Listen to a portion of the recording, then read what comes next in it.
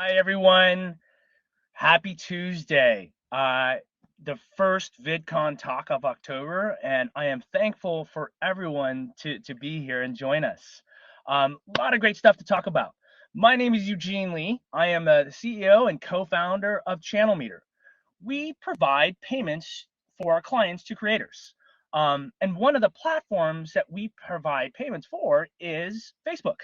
So, in light of the platforms that are all coming out to start to pay creators, Facebook recently announced $1 billion fund to pay creators up until end of next year. So this is a topic that a lot of our clients ask us. How do we monetize on Facebook? And we hear from creators often. I'm monetizing on YouTube or I'm monetizing here, but Facebook is an area we still haven't figured out yet. So that's what we want to demystify today. And I brought two experts who we believe are the best in monetizing on Facebook on board with us today. So I'm excited to introduce you both of them. Awesome. Thank you. We have Heather Holland from Jelly Smack and Owen Leinbach from The Whistle. So I'd love for you guys to introduce yourself. Heather, please introduce yourself. Yeah, hi. I'm Heather Holland, and I'm the director of creator partnerships at Jelly Smack. And so I kind of oversee the identification and signing of creators to our creator program.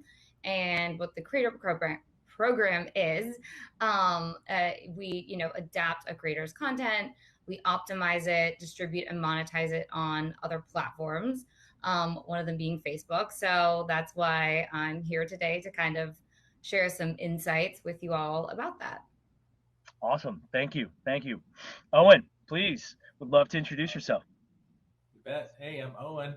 I'm work at Team Whistle Sports, you may know it as.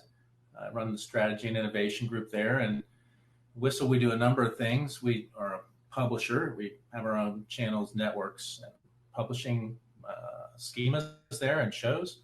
We have a studio, which does a long form, scripted, theatrical, television series, those sorts of things. And then lastly, we have a solutions group that sits right in the middle of the two, where we work with mostly media partners and some creators to help them build sustainable businesses in digital publishing. So a lot of our perspective comes from years of building our own publishing business, combined with years of working in premium IP and television and theatrical situations. So we're trying to put all that together to figure out what does a modern media company look like, and can talent be modern media companies? Answer yes. Awesome. Awesome. Great to have you both aboard. So we all know of YouTube's monetization program, the partnership program that everybody is familiar with, especially the folks in the industry. But something a lot of people may not be familiar with is the Facebook creator monetization. And so I'm hoping to discuss that a little bit and understand how can creators monetize their content.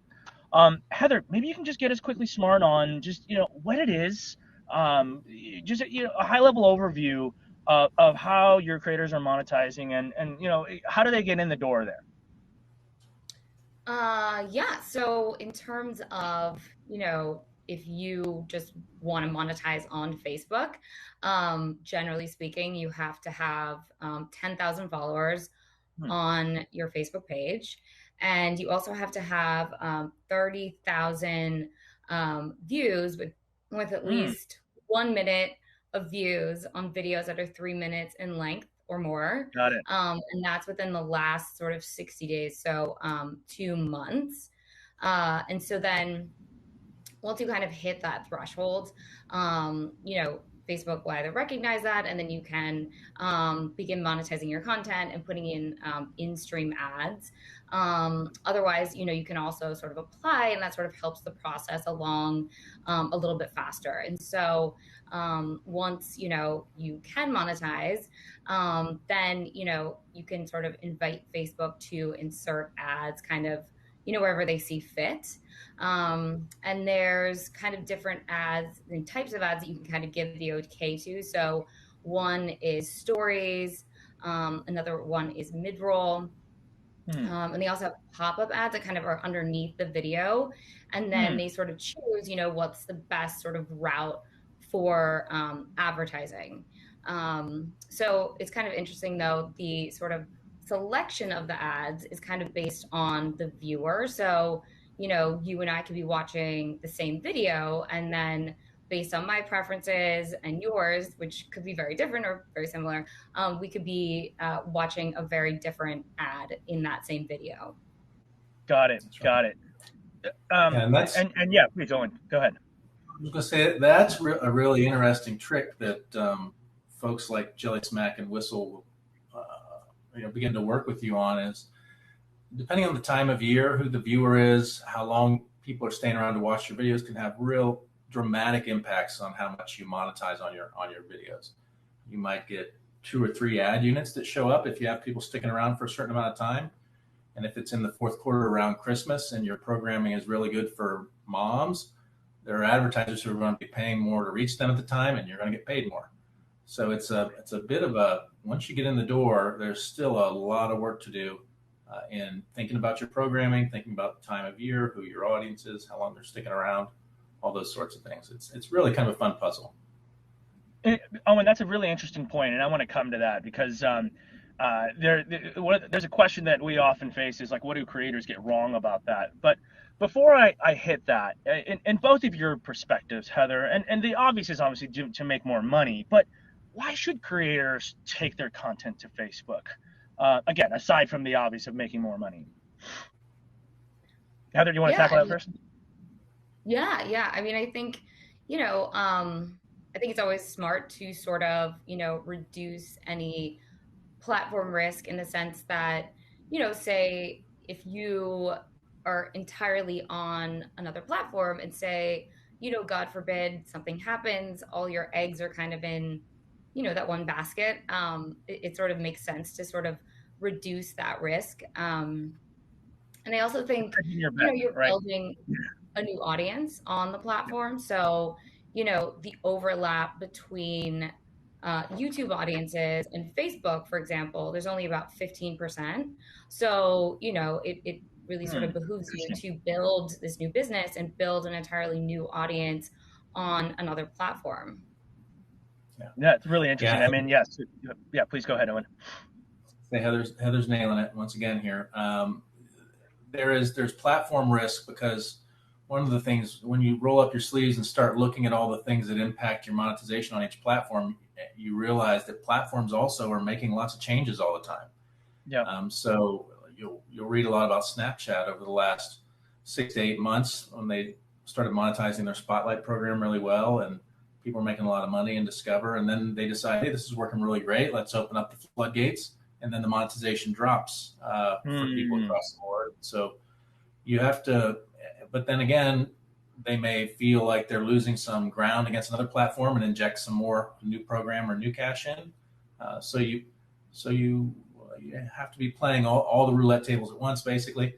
But the nice thing about Facebook, amongst a lot of the others, is it's one of the places where there's dependable ads turned on. I mean, some platforms, Instagram, except for IGTV, TikTok, you just don't have like a baseline of revenue happening. YouTube, Facebook, Twitter to some degree, Snapchat to some degree, you have, you can start to get just flows, cash flows coming in that are just going to be coming in regular, and you can work to optimize them. A lot of other platforms that are more, younger, more nascent, come in with creator programs. Those are often really hard to navigate, to find your way to the money, and then the money's gone. But the ones with the ongoing cash flows are ones that you really need to figure out. And to Heather's point, the nice thing is, especially between YouTube, Facebook, Snap, there's not a lot of audience overlap. So you can oftentimes use, if not the exact same library, slight alterations or cuts or different reworkings of the library for it. So it seems like the reason why, to both your guys' point, hedge your bets. You never know when a platform may take the rug out underneath you, change your algorithm, and then all of a sudden your monetization rates drastically drop. So it's great to have another hedge. And then the second thing I'm hearing is that since there's little audience overlap between the platforms, it's a great way to build a new audience you may not have had before. And to Owen's third point, he's right. Facebook is one of a few platforms that consistently pay. So why not be where the water's flowing? That makes a lot of sense. You guys both talked about audience. Have you both found audiences that tend to do better on Facebook than others, or have you found audiences that are strengths? Yeah, Heather, you give the broad, I'll give a sports specific one. Yeah, I mean, I would say, a lot of sort of verticals that we've seen perform really well. You know, sports, as Owen was saying, automotive content, Hmm, beauty, true crime, woodworking, DIY, sort of couples channels or content that does, sort of pranks or challenges, stuff like that tends to really perform and overperform on the platform, from what we found. Yeah. interesting, interesting. One I would add there is nostalgia. Nostalgia actually Hmm, plays really well there. It plays well on TikTok, but you can't monetize it very well. It plays really well on Facebook. You right. can. We work with a number of media companies who have stuff that maybe people haven't seen in 5, 10 years, and they have that remember that moment. That's kind of Facebook is people love it for the remember that stuff. So that's another good one. But we do that with sports. We use a lot of older sports libraries. Work really well. Hmm. UGC actually works pretty well on Facebook as well. There's this notion that Facebook tends to cater to the young kids don't pay attention because they don't want to be on a platform where their mom and dad is, or their grandparents are on. Uh, so is there a little bit of that content that caters to a slightly older demo versus a really young demo? Yeah, I mean, I would say that, it's definitely, it skews a little bit older. Uh, well, it skews older in terms of like those other platforms, but I would say generally it's not, it's much younger than you think. Hmm. Um, at least, what I think what we found. Um, I don't know, Owen, what would you say? Well, I again, it's there are a lot of young people on Facebook. I think though a lot of video viewers are on there. They're not, you remember a couple years back, Facebook really was pushing Facebook Watch Yep. and trying to drive people there as a destination. But I think the feed is really where people watch, and so there's a lot of passive viewing, and you get Facebook is the world. I mean, it's much larger than anybody else. I think you have it's like Walmart. Um, they're probably going to hate me for that comparison, but it's true. You get everybody. They got wealthy people shopping at Walmart. You got low income folks shopping there. You got young people. You got old people. Facebook is like it's like that. I think that you may have people sticking around longer, watching more video that may tend to be older. That's kind of in our experience to some degree. We see them sticking around longer for some of the stuff, and like I said, nostalgia stuff or old catalog stuff or things that you did a few years ago that maybe some folks haven't seen in a while, and they just have that recognition when they're going through the feed. So yeah, it's a good question, tough one to answer with like a crisp anecdote. Well, I love, first of all, the comparison to Walmart, and I say that because, like Walmart, I can watch content on sports at the same time I can watch content on food recipes to about camping, just like the stuff probably be shopping at Walmart for. Mm-hmm. So I like that comparison. However, it's interesting because in the early days of YouTube, if you guys can remember, like 10 years ago, short format content was king. And then it started to expand. And now today, content over 10 minutes is what does and monetizes the best. Are you Yeah. guys seeing that same here at Facebook? Are you guys seeing the same where short format content may do better than longer format content? And Owen, I'd like you to, just because I know you guys deal with the premium publishers, which tend to be a little bit longer. But Heather, if you have an opinion on that. Yeah, I'll go on that one here. So look, you have people dropping off at all sorts of levels. You have to get to 90 or 60 seconds, I think, now to start to get some of the more ad units in there. But I think that video viewership on these social platforms, just as a whole, has lengthened out significantly. I think back in the day, it used to be like, hey, these are young kids who are got real short attention spans, and you got to catch them in like half a second. It's still true on TikTok and places like that where you really have to catch people quick. I think that a lot of television viewing is migrating over. People are getting more and more comfortable, our age and above, like up in the 40s, 50s, are getting more and more comfortable watching video on their phones, watching video on tablets, and so you're starting to see almost, I wouldn't say a one-to-one wholesale replacement of long duration viewing, moving from the wall in the living room to mobile devices and mobile platforms, mobile first platforms. But we're definitely seeing a lot of that, and I think video viewership, generally speaking, people are just more comfortable watching longer stuff. My kids will watch a binge a Netflix series on a phone. That's like mind bending, 5 years ago, because that broke all the rules of kind of phone video. But now it's cool. It's done. It's a done thing. It's even mind bending for me right now, Owen, just because I don't know if I can hold my phone for that long. But I definitely They can't walk out like this.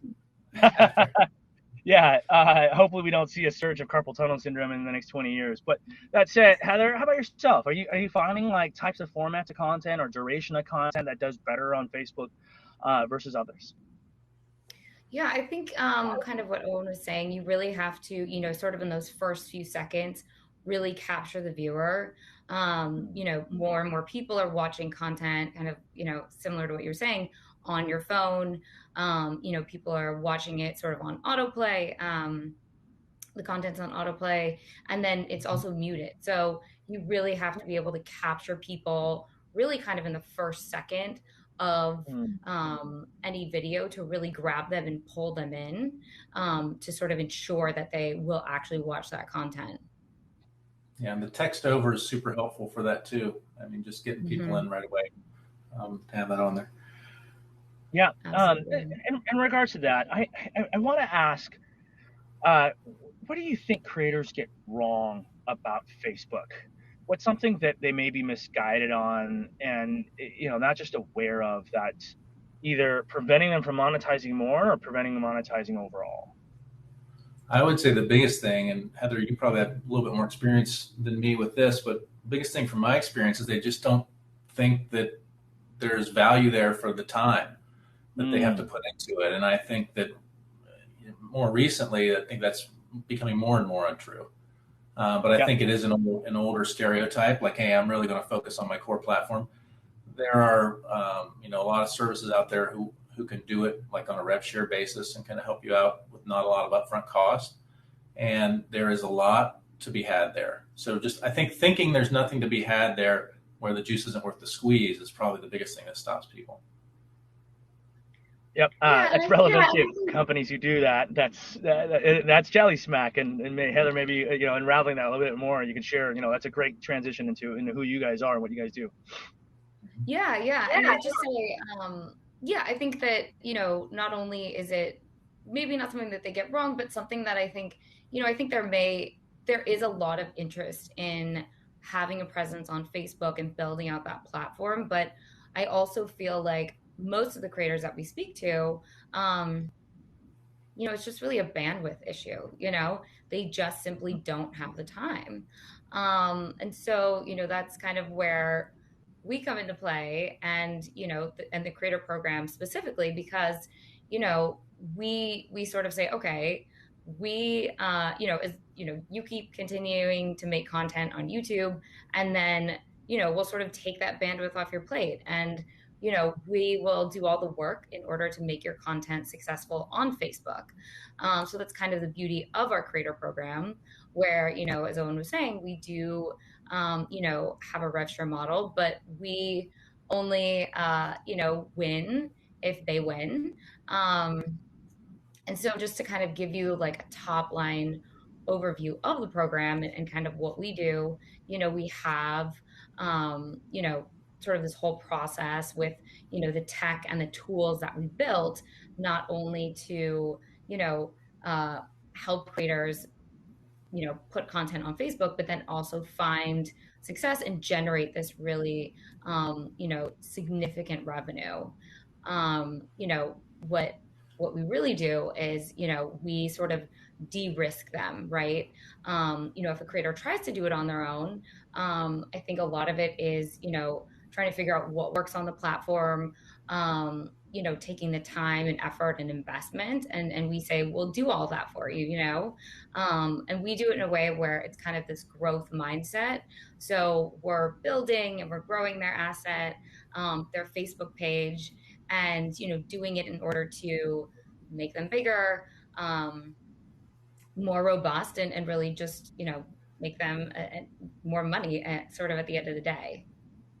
The other thing that's really enabling, I think, some of that, Eugene, is that there's now been a couple of years where Facebook has been monetizing for publishers, and we've been able, companies like ours and like Heather's, have been able to pull in a couple of years worth of data, both on the video performance, but also then on the monetization, and tying a lot of those data points together in terms of, hey, if you're producing this kind of stuff at this length, at this time of year, it's going to monetize better. So we have like several years worth of data that we've ingested and made some smart tools around. And I know that Jellysmack's done a similar thing as well. So I really don't think a couple of years ago that the data was there to make really smart, informed choices on it that made it kind of easier and a lighter lift. But it's there now. Got it. So it seems like you guys are both taking tactical approaches on monetizing on Facebook for your creators or partners. I'd like to learn a little bit more about them. Owen, let's start with you. Maybe you can just get me smart on a publisher or some of your top tier creators that you guys are helping monetize on Facebook. And then, what did the before look like, and what does it look like today? Well, I think that Heather will probably tell you some similar stories. We work with a number of like fight leagues, kind of like active sports, combat sports leagues. We work with a number of sports publishers and talent. They're both athlete talent and kind of larger sports related creator talent.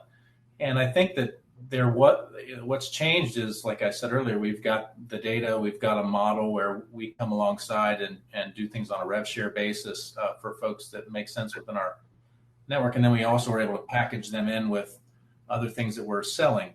So it's just the economics are there. And I think that's really in 2-3 years ago, the economics weren't there.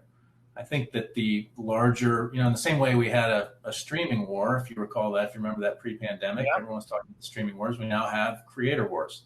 The platforms, like all the laser focus of VCs and major media corporations, are turning towards focusing on how to make this an actual robust industry and sustainable for creators so that they can sustain their platforms. And you see more money coming out of the kind of premium television space, or beginning to come out of the premium television space. I think they realize there's a lot up for grabs here in the next coming years, and they're going to continue to improve the monetization that we have to work with our partners. And as long as those dynamics are happening, which I think they will for the next 5-10 years, then it's going to be a better year next year for creators on these platforms than it was last year. I actually want to come back to that point, but what I'm hearing is there's a lot more ad dollars, premium TV dollars coming in, and the economics will make sense for publishers, creators to really think about Facebook and make this part of their overall strategy. Let's turn that to you, Heather. Tell us like some of the creators that you guys have worked with. An example, who have you guys brought over? Were they native to Facebook, or do they come from another platform? And maybe just shed a little bit of light. What was the before, and then what's the after? Yeah. I would, just to give you some, creators that we've, had a lot of success with.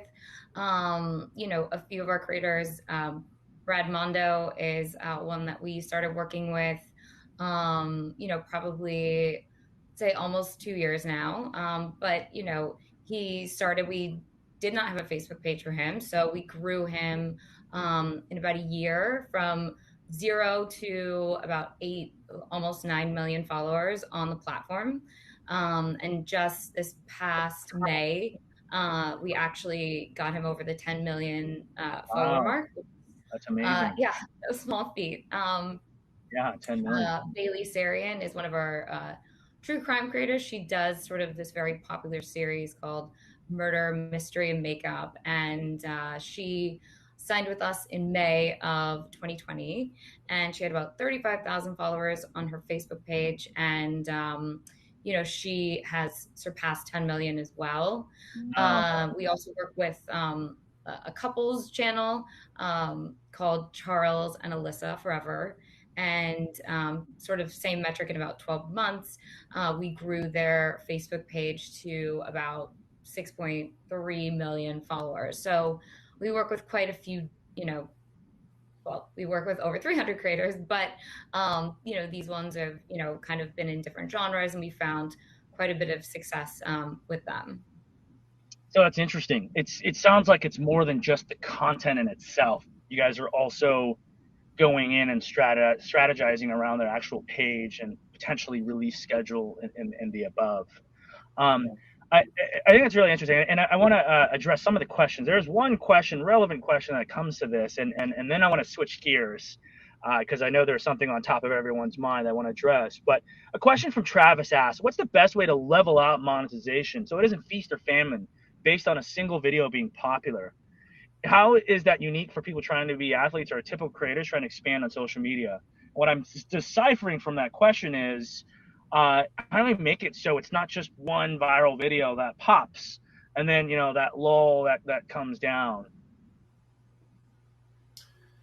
Yeah, well, the way that that we like to do, and this is a great question, Travis. Thanks for that. And we like to take this whole approach with our partners that we're working with, in the sense that we want to work with them to build a steady business, because like Heather said at the beginning, if some algorithm changes and you're out of luck, that just makes your business impossible to focus on. So what we do is we'd like to look at across 3 or 4 platforms, and maybe in doing studio projects simultaneously, and find creators that we can work with who have catalogs that sometimes who have also a kind of a future trajectory that lines up with where our studios are going. And then we can sort of like to wrap a whole solution around that partner, where we're looking at revenue across the board and just trying to make it feel more like one check rather than 6 checks. So we don't, you don't want to be collecting. And Charles, your software does a pretty good job, or Eugene rather, sorry. Your software does a pretty good job at Thank you. beginning to just look at these things, because when you're reporting out as a media company like Fox or something like that, they have all sorts of revenues coming from all over the place, but it's blended together as their P&L, basically, right, as their overall business. You have some syndication fees, you got some co-marketing fees coming in, you got ad buys coming in, you have retrans fees, you got all sorts of stuff, and so that's normal, I think, to have 5 or 6 or 8 or 10 revenue streams. And I think if you have to feel the pain and pressure of manually by yourself pulling the levers on each and every one of them, it's going to feel like too much. And so the more you can find a place, and there are many of these popping up now in software and partners, where you can begin to blend your revenues into one revenue and smooth it out and make it feel like one. That's kind of the trick, Travis. It's not nearly as easy as saying it like out of the mouth, but it's happening a lot more over the last 5 years than it was 10 years ago. I'll say that. Absolutely. Heather, any thoughts on that? And have you ever had creators where they may have like one really popular video that was like 90% of their monetization, and then just everything else was not as good? And then, in those strategies, I'm assuming you guys are thinking about like, how do we expand this so it's not just on a single video or asset? Yeah, exactly. And so, for us, and what we do is, we are first and foremost a tech company, right? So we are backed by tech. We, have a tool that is able to detect sort of, overflowing video content. And then, we have a whole team of engineers, data scientists, editors, content strategists, and community managers. And what we do is, we have multivariate testing. So, any video that we publish, we will, take the video, and we will make multiple edits of that video, come up with different tags and titles and then thumbnails, and plug all those pieces into that multivariate testing tool and put all the combinations of that together. Hmm. And then it will essentially spit out the most optimal video and version of that video. And then that's the one that we then publish to their Facebook page. So we, really sort of take that tech and utilize it in order to not only have one sort of overperforming video, but really as many as possible. Got it. Thank you. We have 5 minutes left, and I want to one address some Q&A. There's some really good questions that are coming in, and for the folks in the audience, I'm not ignoring. I want to come to that. But the thing that I want to address, that's the sort of the elephant in our virtual room, is there was a Senate subcommittee hearing today where a Facebook whistleblower shed some unfortunate lights about Facebook. And so right now, this is the news of the day. Do you think this is going to have a negative impact on creators? Do you think this is going to have negative impact on publishers? Should they be navigating this differently? One of the things that she mentioned was Facebook's algorithm tends to prefer content or posts that engage the creator for a long period of time. And that typically happens to be extreme content or content that just gets an immediate reaction. And this actually kind of goes to Ken, addressing your question here, where, should people change their monetization strategy? Is it going to impact them? And I'd love to hear from both of you, just kind of your thoughts on that. Yeah, you should diversify your monetization strategy and take advantage of these. Look, every social media, the apparatus kind of writ large, or kind of digital platforms like these, are all built the same. They're all built to retain users on the platform as long as possible, to serve as many ads as possible to as many users as possible. They all do that. That's like saying TV broadcasts out of a radio up into the sky and then over to your house and down into your thing. It's done that way. So yes, and from a regulatory perspective, is it best for humans? Maybe, maybe not. They'll work that out, and the platforms will continue to exist in some way, shape, or form, and they'll continue to monetize. So it's not going anywhere anytime soon. But that said, you also hear people talk about Web 1, Web 2, Web 3. Web 1 being kind of the open protocols of the web, Web 2 being the centralized things that we're seeing now, where a lot of the ad spend goes into big places like Facebook and YouTube, and then gets redistributed back out in some degree to creators. Web 3, where you're seeing a lot of work in NFTs and blockchain and all sorts of things, is really a direct-to-consumer play, much more than I think the Web 2 centralized play was. I think that over the next, again, 5-10 years, you'll see a lot more opportunities in the creator economy. VC lists of who they're investing in right now. If you want a fun read, go look at who Andreessen Horowitz and these guys are investing in, and who some of these other funds are investing in, and you'll see a number of tools for more direct monetization than rev sharing off of ads, and that'll definitely be a larger portion of the pie coming soon.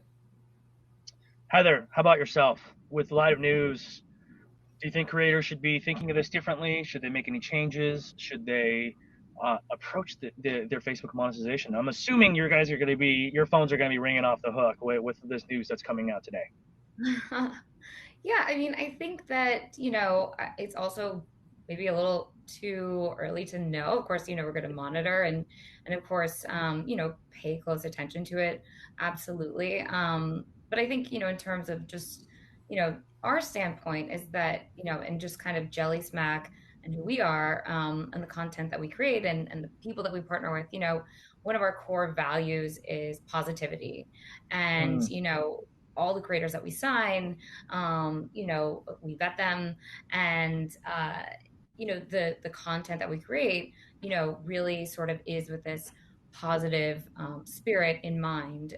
So I think, I don't know. I don't necessarily think so, but we shall see.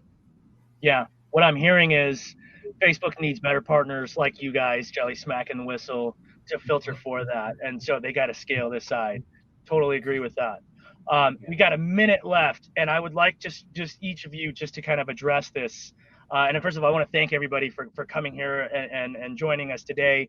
Two Jessicas asked this question, and maybe you could just quickly rapid fire just address them. Owen, Jessica 1 says, any advice on how to grow following on Facebook and monetization? And Jessica 2, how do I get started in monetization as a business owner? If you just have some really quick rapid fire suggestions, it would be great to hear them. Yeah, I mean, look, Facebook's done a really good job over the last year or two of updating their Creator Studio. I would pay attention in there to that. I would talk to people and listen to customers. When you're just getting started at the very beginning, it really is about a handful of people that are your super fans. You really want to connect in with those folks and understand what to look, or super customers. In the case of a business owner, just say, how can I how can I help you? What do you want to see? Really open the two-way dialogue with your early core fans and make a community out of it. Super serve them, even if it seems weird and some people don't like it. Pay attention to the ones that are engaging the most, unless they're trolls. Awesome. Ignore the trolls. Thank you. Yeah. Yep. Heather, how about yourself? Yeah, I think I definitely agree with what Owen said. I think that your true fans and people that really engage with your content, engagement is incredibly important, and so they will certainly help you. And I think just following Facebook best practices and creating content that sort of engages your audience, and I think sort of asking questions and spurring conversation is really important as well. Awesome. One tip I also could share, Jessica, is one of the things we've seen business owners do, but we've seen from an accountant to a contractor to a plastic surgeon, they created how-to content, which I thought was really interesting. And some of these folks grew such a large audience, they ended up like passing their business on to one of their lieutenants, and they would be a content creator full time. So we've seen that a couple of times. But that said, I want to thank you both, Heather and Owen, for having you guys here today, sharing knowledge. I think the takeaways for demystifying Facebook is get your content on there, format it for Facebook. It's a different format. Engage your audience, grow that there. Look for a potential partner like Jelly Smack or The Whistle, and think about this as a long term, because this isn't going away. In light of even today's news, more dollars are going to come through here, and there's going to be a bigger creator ecosystem overall. And for the audience, thank you all for joining us today. I appreciate you joining on this Tuesday. So we'll talk to you guys soon, and hope you guys can join our next VidCon talk. Thanks, Eugene. Thanks, everybody. Thanks, talk to you soon. You can't hang up. It's not like a Zoom call. You can't hang. You actually can't hang up. Yeah.